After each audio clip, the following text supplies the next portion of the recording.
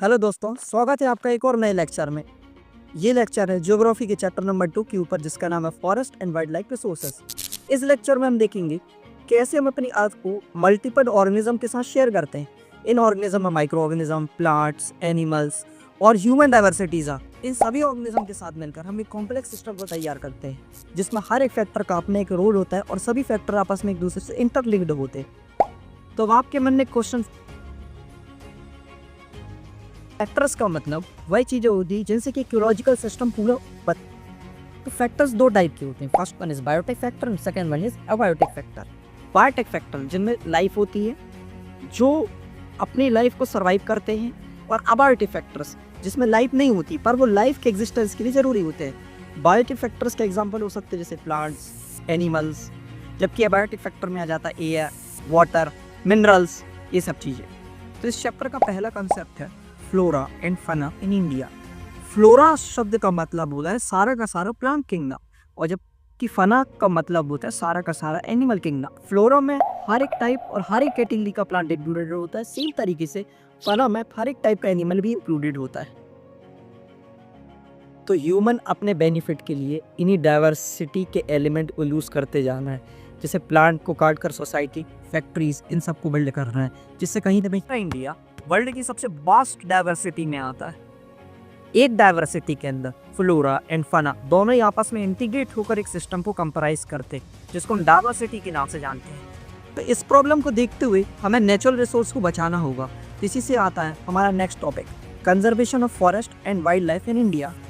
किस तरीके से वाइल्ड लाइफ पॉपुलेशन और फॉरेस्ट लगातार डिस्ट्रॉय होते जा रहे हैं। तो अगर हमें ह्यूमन सपोर्टिंग सिस्टम को बचा के रखना है तो हमें किसी भी हाल में वाइल्ड लाइफ कंजर्व करना ही होगा।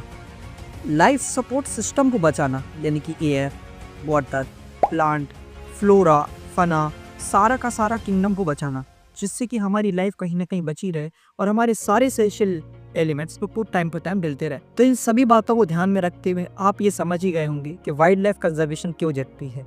अगर वाइल्ड लाइफ कंजर्व नहीं करेंगे तो हमारा लाइफ सपोर्टिंग सिस्टम पूरी तरीके से डैमेज हो जाएगा और इंसान का इस पृथ्वी पर रहना भी पॉसिबल नहीं हो पाएगा। आज भी ह्यूमन डाइवर्सिटी खाने के लिए ट्रेडिशनल क्रॉप्स पे भी डिपेंडेंट है, जैसे वीट, राइस, जो हमें एग्रीकल्चर से ही मिलती है। 1960 से 1970 तक कंजर्वेशन की लगातार डिमांड को बढ़ता हुआ देखकर भारतीय गवर्नमेंट ने इंडियन वाइल्ड लाइफ एक्ट को 1972 में लॉन्च किया, जो कि कहीं ना कहीं सपोर्ट करता था वाइल्ड लाइफ कंजर्वेशन को। इस एक्ट के तहत एक लिस्ट पब्लिश करी गई जिसमें सारे उन एनिमल और प्लांट का नाम लिखा गया जो कि प्रोटेक्टेड थे या जो कि सेफ थे। सेकेंड, सारी की सारी एंडेंजर्ड स्पीशीज की हंटिंग पर बैन लगा दिए गए। थर्ड पॉइंट, वाइल्ड एनिमल की परचेज और सेल पर टोटली रिस्ट्रिक्शन लगा दी गई, और अगर कोई ऐसा करता हुआ पाया जाता है तो उसको पनिशमेंट के क्राइटेरिया में भी रखा गया। फोर्थ पॉइंट, सेंट्रल और स्टेट लेवल पर बहुत सारी सेंचुरीज, नेशनल पार्क का निर्माण किया गया, जिसके तहत सारे के सारे वाइल्ड एनिमल को उसके अंदर प्रोटेक्ट किया जाता है। इसके अलावा भी गवर्नमेंट ने बहुत सारे प्रोजेक्ट लॉन्च किए, जैसे टाइगर प्रोजेक्ट, जिसके तहत टाइगर को क्षण मिली, यानी उसकी हंटिंग पर टोटली बैन लगा दिया गया। इसके अलावा भी गवर्नमेंट ने बहुत सारे नेशनल पार्क बनाए, जैसे कॉर्बेट नेशनल पार्क उत्तराखंड में, Sundarban national park West Bengal में, और बांधवगढ़ नेशनल पार्क मध्य प्रदेश में, मानस टाइगर रिजर्व असम में, परियार टाइगर रिजर्व केरला में। इन सभी प्रोग्राम के तहत वाइल्ड लाइफ को प्रोटेक्ट किया गया है। हमारा नेक्स्ट टॉपिक है types and distribution of forest and wild life resource. Government ने कंजर्वेशन की कैटेगरी से फॉरेस्ट को 3 कैटेगरीज में बांटा गया है: प्रोटेक्टेड फॉरेस्ट, रिजर्व फॉरेस्ट और अनक्लास्ड फॉरेस्ट। रिजर्व फॉरेस्ट ऐसे फॉरेस्ट होते हैं जिनकी लैंड को गवर्नमेंट ने वाइल्ड लाइफ प्रोटेक्शन के लिए रिजर्व कर दिया, पर पब्लिक यहाँ पर विजिट करने आ सकती है। इंडिया की टोटल फॉरेस्ट में से 50% फॉरेस्ट रिजर्व फॉरेस्ट की कैटेगरी में आते हैं। प्रोटेक्टेड फॉरेस्ट ऐसे फॉरेस्ट होते हैं जिनमें ह्यूमन का इंटरफेरेंस बिल्कुल भी नहीं होता है। यहाँ पर ह्यूमन की विजिट बिल्कुल नहीं होती है, यानी ह्यूमन के एंट्रेंस पर यहाँ कंप्लीट बैन होता है। इंडिया के टोटल फॉरेस्ट में से 1/3 फॉरेस्ट प्रोटेक्टेड फॉरेस्ट की कैटेगरी में आते हैं। अनक्लास्ड फॉरेस्ट ऐसे फॉरेस्ट होते हैं जो वेस्ट प्लेट पर बने होते हैं, यह ना ही प्रोटेक्टेड होते हैं और ना ही किसी तरीके से रिजर्व होते हैं। यह forest government as well as individuals दोनों से ही बिलोंग करते हैं। नेक्स्ट टॉपिक है community and conservation in India. Conservation के टवर्ड खाली गवर्नमेंट बस ने ही स्टेप्स नहीं ली, इंडिया की बहुत सारी कम्युनिटीज़ ने भी कंजर्वेशन की तरफ बहुत सारे कदम उठाए।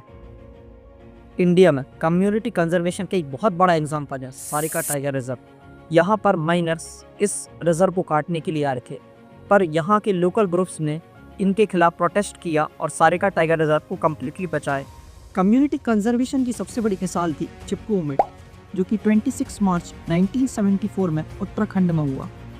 ये बहुत बड़ी मिसाल थी जो कि इंडिया में पेश करी गई एज अ कम्युनिटी मूवमेंट। इस तरीके से फार्मर्स ने बीज बचाओ आंदोलन चलाया, जिसके तहत फार्मर्स ने ऑर्गेनिकली क्रॉप का प्रोडक्शन किया और कम्प्लीटली केमिकल को यूज़ करने से मना कर दिया। गवर्नमेंट की तरफ से जॉइंट फॉरेस्ट मैनेजमेंट नाम का प्रोग्राम 1988 में चलाया गया, जिसमें लोकल कम्युनिटी की हेल्प लेकर फॉरेस्ट को प्रोटेक्ट किया गया। ये बहुत बड़ा मूवमेंट था, जबकि एक कम्युनिटी और एक गवर्नमेंट दोनों ने आके साथ में एनवायरनमेंट के प्रति एक बहुत बड़ा कदम उठाए। वह लोग जो इस मैनेजमेंट का पार्ट बने, उन्हें गवर्नमेंट ने इस मूवमेंट के बदले या फिर इस फॉरेस्ट की प्रोटेक्शन के बदले